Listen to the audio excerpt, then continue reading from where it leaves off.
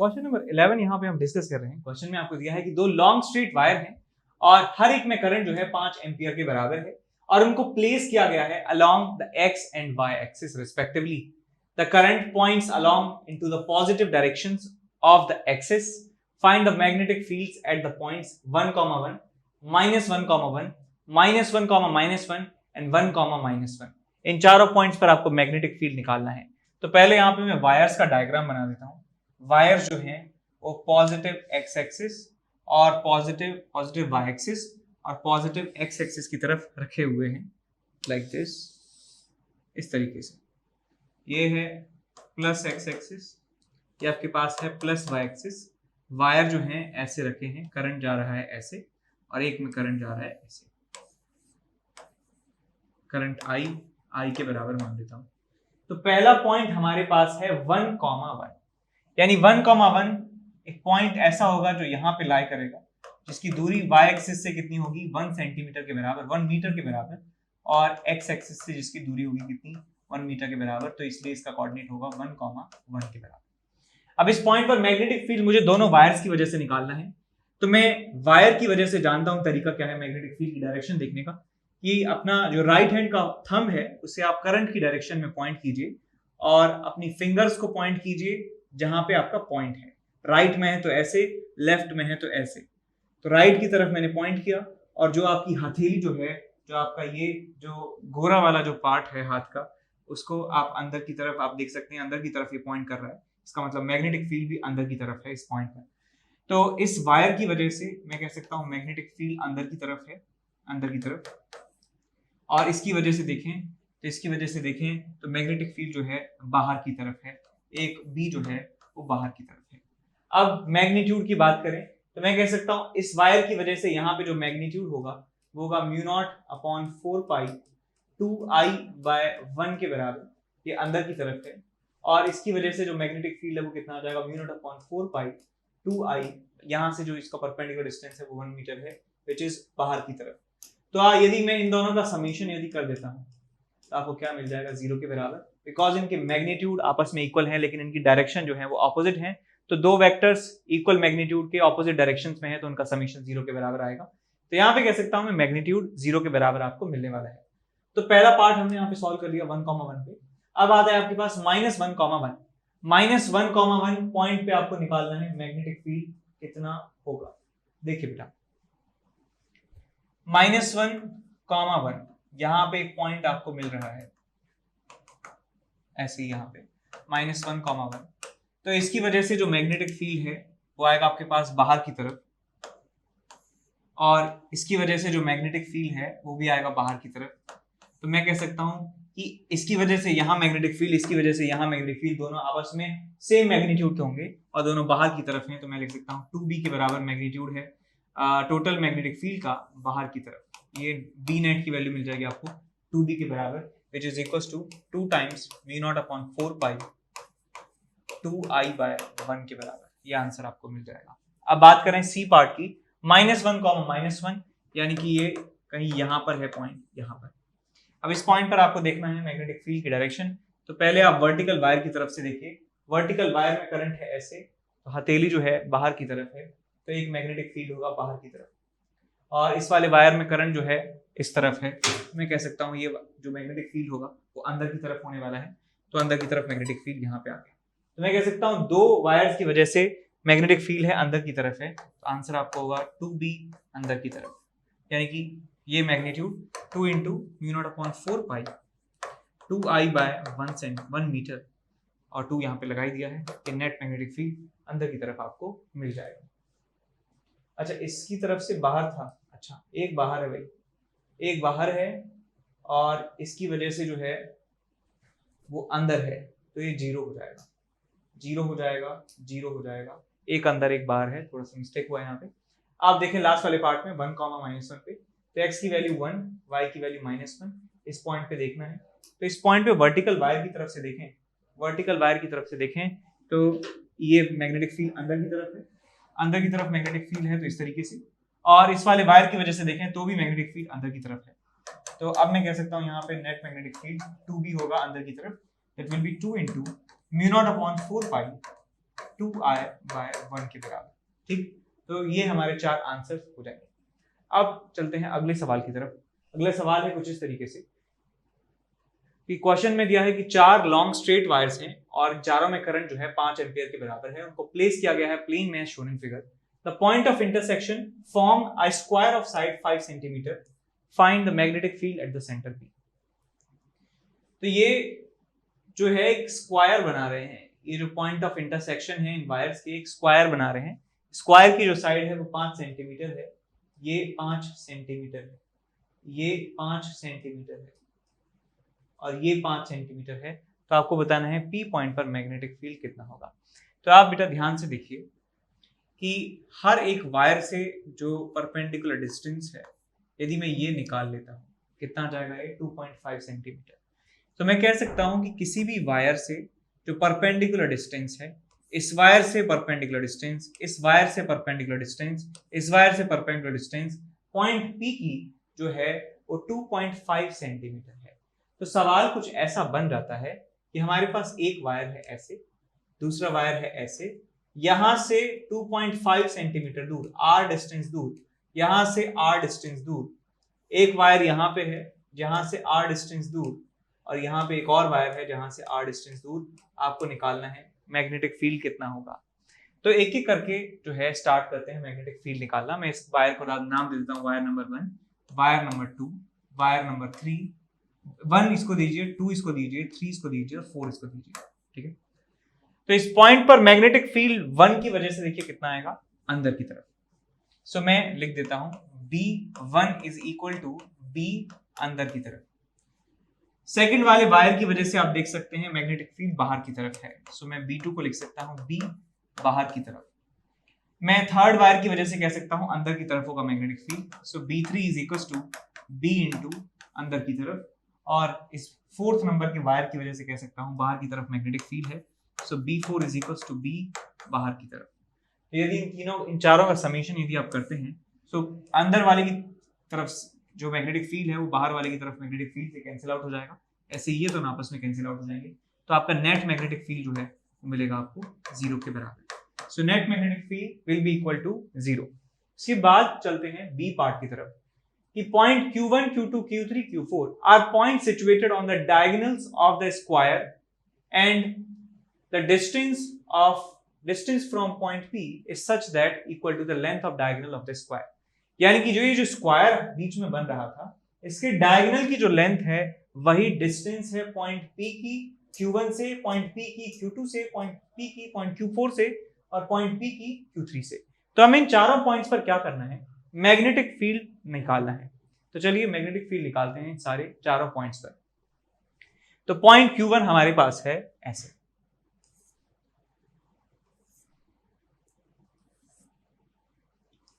इस तरीके से आपके पास है मैग्नेटिक फील्ड Q1 पर। ये आपके पास पॉइंट आ गया Q1, और Q1 की जो दूरी है बेटा वो इस स्क्वायर के डायगोनल के बराबर है। हम जानते हैं स्क्वायर की साइड 5 है, तो स्क्वायर का डायगोनल कितना हो गया 5√2 सेंटीमीटर। तो डिस्टेंस PQ1 जो है कितनी आ जाएगी बेटा 5√2 सेंटीमीटर के बराबर। सेंटीमीटर है सब में, सेंटीमीटर। तो ये डिस्टेंस पता चल गया मुझे ये वाला। ठीक, यहां से लेके यहां तक का डिस्टेंस पता चल गया। ये जो एंगल है, ये 45 डिग्री के बराबर है, 45 डिग्री के बराबर है, क्योंकि ये डायगोनल है तो ये भी 45 डिग्री होगा। ठीक है जी। अब हमें क्या करना है कि इन चारों वायर से परपेंडिकुलर डिस्टेंसेस निकालनी है मैग्नेटिक फील्ड निकालने के लिए। इन चारों वायर से परपेंडिकुलर डिस्टेंस हम निकाल लेते हैं। तो ये डिस्टेंस बेटा कितनी है, यहां से लेके यहां तक ये कितनी है 5/√2 के बराबर, यानी 2.5√2 के बराबर। यहां से लेके यहां तक की डिस्टेंस, तो मैं यहां से लेके यहां तक की डिस्टेंस भी बता सकता हूं कितनी होगी 2.5√2। तो ये वाली डिस्टेंस पता चल गई आपको 2.5√2 के बराबर। तो मैं ये वाली जो डिस्टेंस है बता सकता हूं simply this distance is nothing but the cos component of this length। so 2.5 centimetre ये वाली जो लेंथ है आपको यहाँ पे मिल जाती है। ठीक, और कह सकता हूं कि ये यदि 2.5 है, ये पूरी 5 है, ये 5 है, तो इस वायर से डिस्टेंस कितना हो जाएगा Q1 का? Q1 से डिस्टेंस हो जाएगा 7.5 सेंटीमीटर के बराबर। और आप देख सकते हैं कि 2.5 √2 का एक कंपोनेंट 2.5 होगा और दूसरा कंपोनेंट भी कितना होगा 2.5। तो इसका मतलब मैं कह सकता हूं कि ये वाला जो हॉरिजॉन्टल वायर है यहां से इस पॉइंट Q1 की डिस्टेंस जो है 2.5 के बराबर होगी, और इस वाले हॉरिजॉन्टल वायर की वजह से जो डिस्टेंस है टोटल, ये जो डिस्टेंस है ये कितनी हो जाएगी, यहां से यहां तक 5 है, यहां से यहां तक 2.5 है, तो 7.5 सेंटीमीटर के बराबर डिस्टेंस हो जाएगी इस वायर से। तो ये जो पास पास वाले वायर हैं यहां से 2.5 सेंटीमीटर दूर है, और ये दूर दूर वाले जो वायर हैं इनसे ये 7.5 सेंटीमीटर दूर है। अब बात करते हैं डायरेक्शन की, बात कर लेते हैं। So magnetic field at point Q1 is equal to, तो मैं वायर को वही नाम दे रहा हूं, wire number 1, wire number 2, wire number 3 and wire number 4। ठीक है, सो वायर नंबर 1 की बात करते हैं।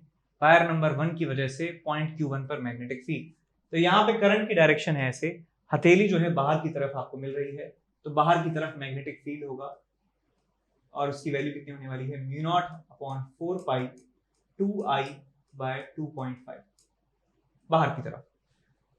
प्लस अब बात करें सेकंड नंबर वायर की वजह से भी मैग्नेटिक फील्ड बाहर की तरफ होगा, तो आप यहाँ लिखेंगे μ0/4 पाई 2I/7.5 बाहर की तरफ। प्लस अब बात करते हैं थर्ड वायर की। थर्ड वायर में जो करंट है वो इस तरफ है, तो यहाँ पे जो पॉइंट होगा, सॉरी इस तरफ करंट है, तो थंब मैंने करंट की डायरेक्शन में रखा है, पॉइंट की तरफ अपनी फिंगर्स रखी हैं, तो बाहर की तरफ आपको डायरेक्शन मिल रही है मैग्नेटिक फील्ड की, वायर नंबर 3 की वजह से भी। तो 3 की वजह से आप लिखेंगे μ0/4 पाई 2I/2.5 बाहर की तरफ। प्लस अब इस वायर की तरफ से देखें, इस वायर की वजह से जो मैग्नेटिक फील्ड है वो भी बाहर की तरफ होगा, तो आ जाएगा आपके पास μ0/4 पाई 2I/7.5 बाहर की तरफ। तो ये सारे जो मैग्नेटिक फील्ड हैं ये आपस में जुड़ जाएंगे और आपको फाइनल वैल्यू पता चल जाएगी। ठीक है, सॉल्व कर लेंगे। आपको करंट पता है, μ0/4 पाई की वैल्यू पता है, सॉल्व कर लेंगे। सेंटीमीटर को मीटर में बदलना ना भूलें। अब बात करते हैं पॉइंट Q2 की। पॉइंट Q2 जो है वो यहाँ पर है, और सिमिलरली मैं कह सकता हूं कि इस वायर से इसकी लेंथ जो है 2.5 है, और इस वाले वायर से कितनी है इसकी लेंथ 7.5, इस वाले वायर से इसकी लेंथ है 2.5, और इस वाले वायर से डिस्टेंस कितनी है इसकी 7.5 सेंटीमीटर। तो हमें नेट मैग्नेटिक फील्ड निकालना है Q2 पर। BQ2 इज इक्वल टू, इस वायर की वजह से, वायर नंबर 1 से स्टार्ट करते हैं। वायर नंबर 1 से जो इसका मैग्नेटिक फील्ड होगा, देखिए अंदर की तरफ होने वाला है, तो आपको मिलेगा यहाँ पे μ0/4 पाई 2I/7.5 अंदर की तरफ। प्लस दूसरे नंबर के वायर से देखें तो भी आपको अंदर की तरफ मिल रहा है मैग्नेटिक फील्ड, तो आपको मिलेगा μ0/4 पाई 2I/2.5 अंदर की तरफ। और थर्ड वाले वायर से देखें, तो थर्ड वाले वायर से देखिए वो भी बाहर की तरफ आपको मिल रहा है, ये अंदर की तरफ था, बाहर की तरफ मिल रहा है आपको, तो आप लिखेंगे μ0/4 पाई 2I/2.5 बाहर की तरफ। प्लस अब इस फोर्थ नंबर के वायर से देखें आप, तो फोर्थ नंबर के वायर से आपको मैग्नेटिक फील्ड मिल रहा है बाहर की तरफ, तो आप इसे लिखेंगे μ0/4 पाई 2I/7.5 बाहर की तरफ। तो जो बाहर की तरफ है उनको आप पॉजिटिव ले सकते हैं। आई थिंक ये देखिए कैंसिल आउट ही हो जा रहे हैं आपस में, ये 2.5 बाहर है, ये अंदर है, कैंसिल आउट हो गए, ये आपस में कैंसिल आउट हो गए, तो नेट मैग्नेटिक फील्ड आपको मिल जाएगा 0 के बराबर।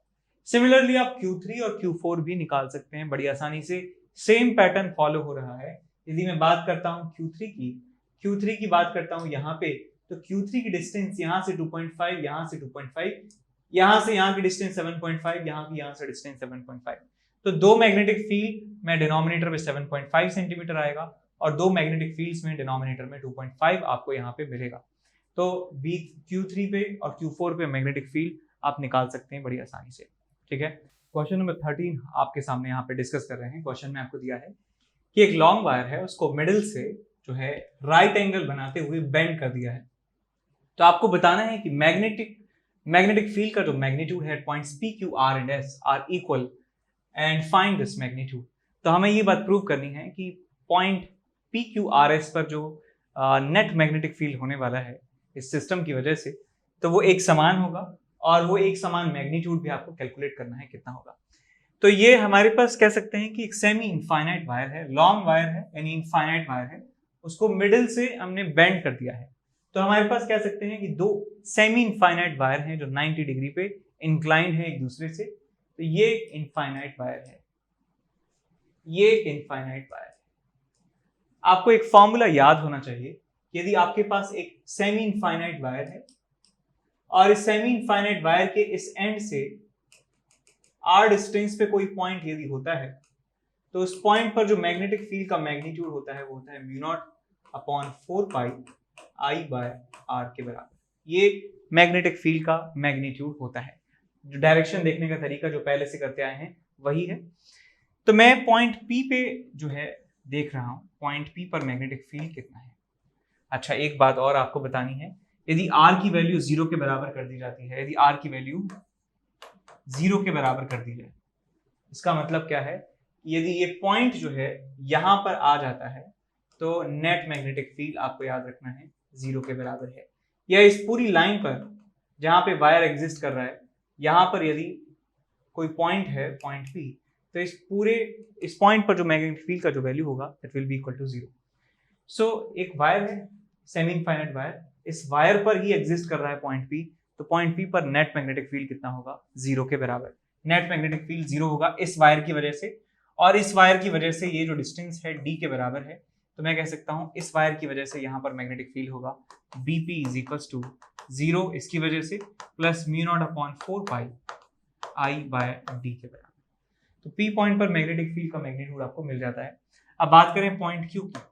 पॉइंट Q जो है इस वायर की सीध में है, लाइन के अलॉन्ग है, तो इस वायर की वजह से यहाँ पर मैग्नेटिक फील्ड 0 हो जाएगा, और इस वायर से जो इसकी परपेंडिकुलर डिस्टेंस है वो d के बराबर है, तो मैग्नेटिक फील्ड आपको Q पॉइंट पर मिल जाएगा 0 इस वायर की वजह से, और इस वायर की वजह से आपको मिल जाएगा answer mu naught upon 4 pi I bye D के बराबर। अब बात करते हैं पॉइंट R की।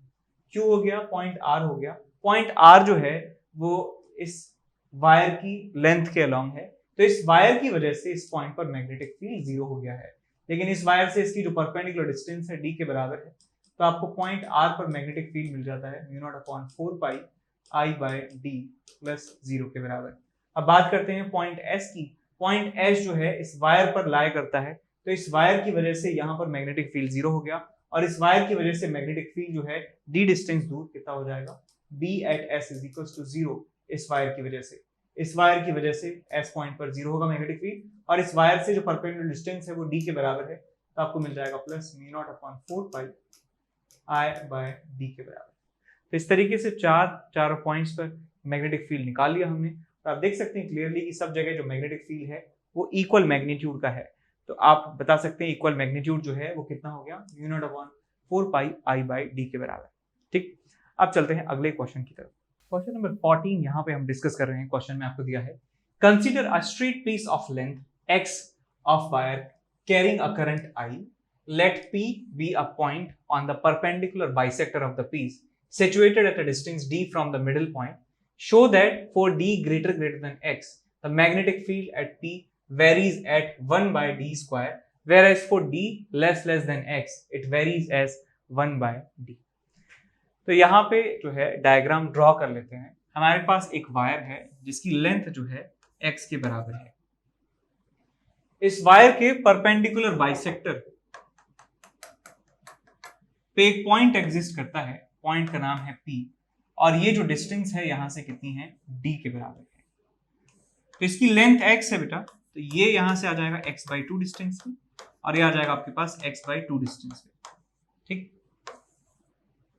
अब इसमें करंट जो है मैंने मान लिया इस डायरेक्शन में फ्लो करता है I के बराबर, तो ये एंगल आप निकाल लीजिए कितना होगा। ये एंगल यदि थीटा है तो ये एंगल भी थीटा होगा, सिमेट्री से कह सकता हूं, और इस थीटा में आप वैल्यू निकाल सकते हैं साइन थीटा की।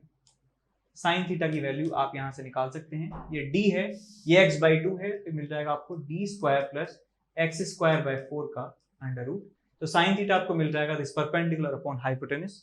तो परपेंडिकुलर कितना है आपके पास, x/2, और हाइपोटेनस कितना है आपके पास, d स्क्वायर प्लस x²/4। इस 2 को अंदर ले जाएंगे तो आपको मिल जाएगा x upon under root of 4d square plus x²। ठीक, तो साइन थीटा की वैल्यू मिल गई। तो आप यहाँ पे फॉर्मूला लगा सकते हैं एक फाइनाइट वायर की वजह से। इस पॉइंट पर जो मैग्नेटिक फील्ड का फॉर्मूला होगा that will be equal to B is equals to mu naught upon 4 pi I by R sine theta 1 plus sine theta 2।